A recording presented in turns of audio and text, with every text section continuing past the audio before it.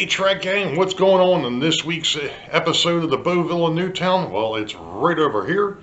Stand by and we'll get into what's happening this week.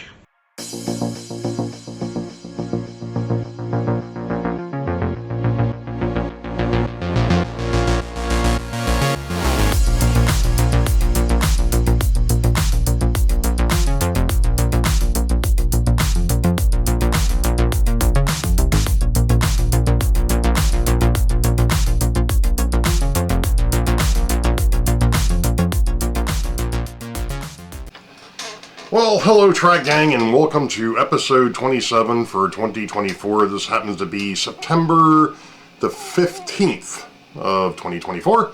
I just got finished doing something. I know we've talked about the case of the exactlies, and let's put it this way.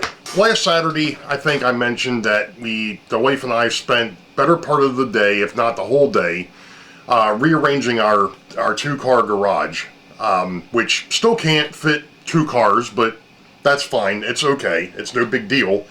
That wasn't the purpose. The purpose was to go in there, clean stuff out, rearrange it, make it to where it was a little bit more functional, which we actually accomplished. It was great.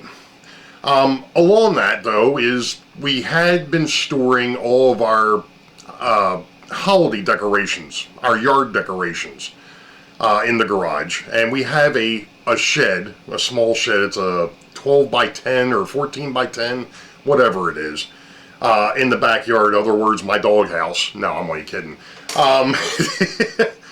But it didn't make much sense to keep the holiday stuff in the garage when we've got the shed that we can put it into, because really right now what's out there is some other yard stuff, our lawn tractor, a couple of bicycles, a couple of other things. There's actually a cart for the lawnmower, which I built out of spare wood that was up in the garage and that was left behind.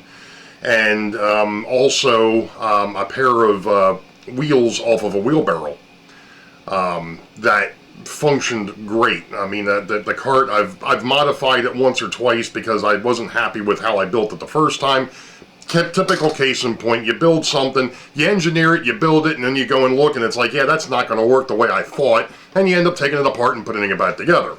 Well, that's kind of what I ended up with the way I put the wheels on. I wasn't happy with it, and when our last wheelbarrow broke, I realized that the arms or the handles and the other gear that was on there outside of the actually the wheels too, I could reuse them on the cart. Well, unfortunately the wheels for the wheelbarrow were a little bit bigger than what I thought, and they didn't really fit, but I had another set of wheels from that were actually on there before, and those still worked even with the rearranging. So anyway, that's a completely different topic.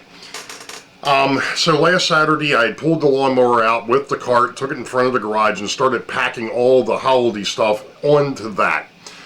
And as I'm going through it, I realized that we were still holding on to a yard ornament, a couple of yard ornaments actually, one for Halloween and one for Christmas, that were not operable anymore. We had a 12-foot or a 10-foot snowman that the fans had gone bad. The lights still worked, but the fans had gone bad. And you can't get replacements for them, and the thing started to dry rot anyway. So last Saturday, as I'm cleaning up the garage, I went ahead and I took the lights and the fans out of it and figured I might be able to use those for something. Yeah. Oh yeah, I found a repurposed, remember I was saying in the last video I had an idea for lighting.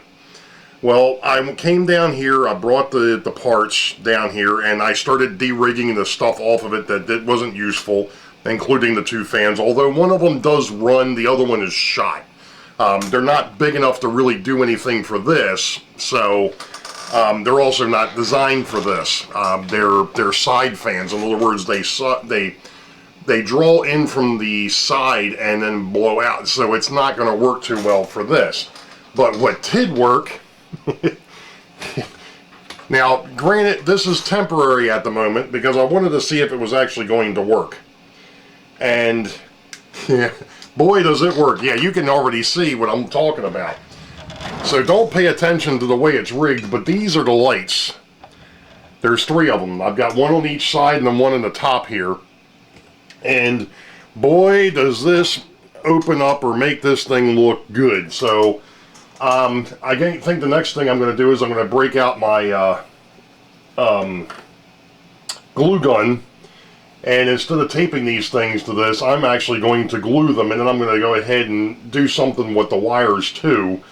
Not sure what I'm going to do with those just yet. I'll figure that out here in a bit. I might just, you know, wrap them up or what have you. I don't want to shorten them, mainly because of the fact that with the way that this is, you know, if I ever decide to change it or move it or something like that, I'd like to have the ability to have these lights be reused again. So, you know, that's kind of where we're at with that. So that's going to be the next thing. I'm going to go ahead and take these wires and wrap them up a little bit, shorten them up a little bit so that they're in here a little bit nicer. I'm going to make some marks, and I'm going to get out my glue gun, and we're going to glue these to the interior, and we'll be able to see what we're painting. I've just realized I had pulled this out a little bit. I needed to get to I got to do something with the power for this, because right now the power strip is on the back of the workbench, and it's a little bit tough to get to. I'd rather have it probably out closer to out front or on the side or something. But anyway, I've now got lights in the booth. Now, granted, they're LED, and I'm out there using incandescents right now. I get it. It's going to make things different. I've always heard that if you're going to operate a spray booth, you should use the same lighting in the booth that you use out on your layout. I get it. That's fine. Like I said, right now, you know, it is what it is, and eventually I'm going to be probably going over to LEDs on the layout anyway, or in the layout room. I just haven't gotten there yet. So, with that being said, I'm going to go ahead and work on getting these things mounted semi-permanently, and we'll be back. Alright, Trekking. It's now Thursday. Then 19th. Yeah. I figured out a couple of things with the spray booth. Actually does wonders. I mean, it works really well. What I actually found out with the paint was the one tube of paint that I was messing with had started to dry out. That was part of the problem. So I used some newer paint, and that worked out a lot better. I still have to mess with the consistency a little bit. I think either I've got it a little too thick or a little too thin. But it does work. The spray gun does work. The booth works. So I'm quite pleased on that level. I just have to get a hold of some small measuring cups or medicine cups, whatever you want to call them, so that I can actually eyeball the consistency a little bit better. I think that'll help. I did glue in the lights. I actually modified them a little bit so that they would fit in here a little bit more, or a little bit better. I probably should have turned this on so we could see. I'm actually going to turn off the compressor, but literally what I did is I cut the base out a little bit so that the wiring would fall in behind. And these are now hot glued to the sidewalls and to the top. Like I said, I'm quite pleased with the lighting on that. I mean, that worked out real well. Very cool. I can actually sit here with that fan running. I can feel the air being pulled through the filter, so that's a good thing too. So I know that that's working well. I'm going to turn this back off. Turn the compressor back on, so the next time I decide I want to mess with this, everything comes on at the same time. So basically that's it. I know it wasn't much of an update this week, but it was something. And what I did for the time being is I just went ahead and looped the excess wiring and just taped it to roof of the box, or the spray booth. Eventually what I'll do, I've got some things in the cabinet here. They're sticky backed wire tie things. I'll probably end up breaking those out and putting those up there, make it a little bit nicer instead of just having blue painter's tape holding the the extra loops of wire up in there. But yeah, like I said, I'm quite pleased with how this turned out. I still have to, I wanted to make sure it was going to work before I sealed it up. I still have to do that, which won't take long. I mean, it's going to be just gluing it and then taping it together to make sure that it doesn't, you know, that it doesn't come apart. And then of course doing something with the outside of this so that you don't see that it was former former stuff from used from other things. You know, the only other thing of note, I am going to, not this week obviously, but next week, I'm going to try and do something I haven't done in a while, and that is do shout outs to new subscribers. So if you are a new subscriber, welcome aboard the crazy train, as it were. I usually put these videos out every week. I try to. Sometimes, you know, personal stuff gets in the way, but it is what it is. I usually, like I said, try to do these every week. And this week I have Sidetrack Sunday, 8 p.m. U.S. Eastern. It'll be another special for the train show slash crab feast. Sorry, my watch just went nuts. Getting messages. So as we've talked about in the past, we've got the Great Scale Model Train Show on the 12th of October. I'm having a meet and greet for that at the train show, and then of course if anybody's interested and wants to come back here and see the Boeville and Newtown, wants to see the railroad, you're more than welcome to.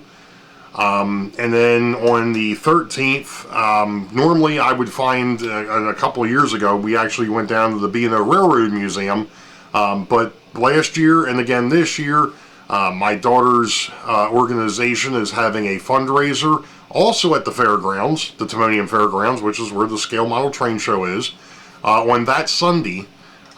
So she will be joining me again as a special guest on Sidetrack Sunday, because we're getting really close to that. I believe you can buy tickets for the crab feast up to the Friday the week before. So if it's on the 12th, you're talking the 11th, back that up, it's the 4th of October. Hey, I did math, and I've been up an awful long time today. It's another story for another time. Yeah, on October the 4th is the deadline to buy tickets to the crab feast. I do believe she'll reinforce that on Sidetrack Sunday this week.